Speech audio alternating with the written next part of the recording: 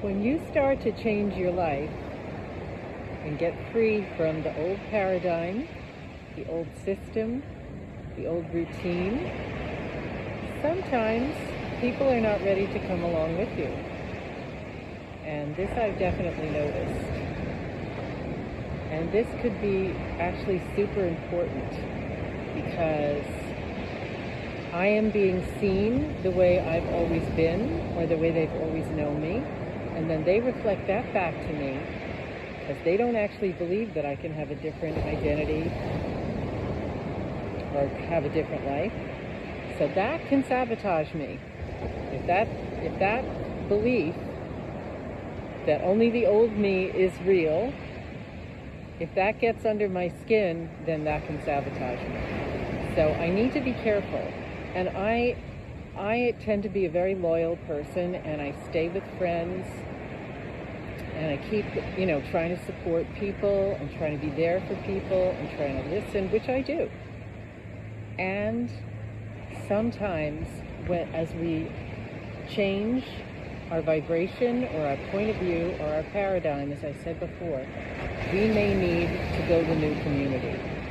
We may need to share our deepest soul with some different people. And that could be hard. It could be hard for me to find my new people or to open up to them, which not really, I actually do. And also it could be hard for the people I'm leaving behind. And it may be hard for me to leave them behind. So this is something I'd like you to look at as you start to change your direction, as you start to get free. I definitely had to do it when I left the religious cult that I was born in. There was absolutely no doubt about it. But they also made that clear. They taught us that if somebody left the light, that's the name of the cult, if somebody left the light, you should stay away from them. And you should just, let them suffer, basically. And people were afraid that my leaving was going to suck them out. And I understood that. I could palpably feel their fear. So I experienced that, and I did find new people to turn to. I went to 12-step recovery. I went to therapy. I actually talked quite a bit with my personal training clients. I probably crossed over some boundaries and opened up a little bit too much, but they were very kind women and very smart and supportive women. And that was, I think, what I needed to do at that time. That was a long time ago. Since then, I've made some other changes.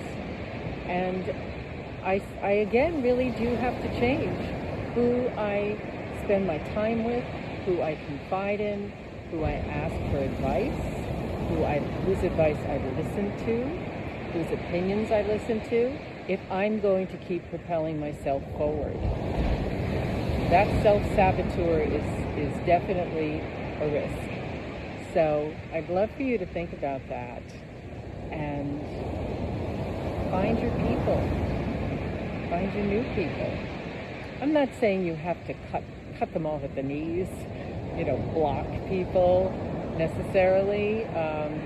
Maybe just ease off the depth of the sharing, ease off the length of the phone conversations, maybe ease off the frequency of the conversations, and watch my own boundaries, watch what's healthy for me, and how I could be the highest service.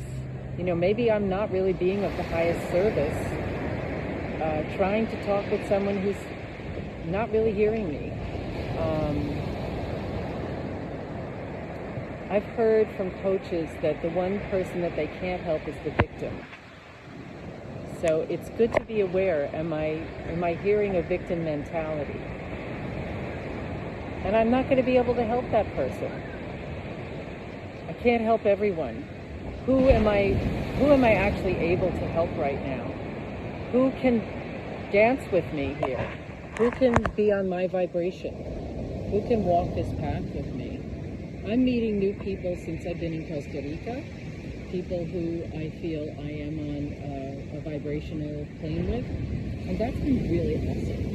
It's actually been really awesome. There is a generosity of spirit, a non-competitiveness, and a lack of fear that is it's really refreshing.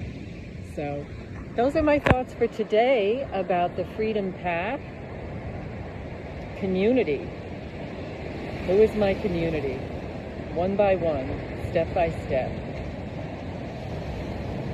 What are your thoughts? Share.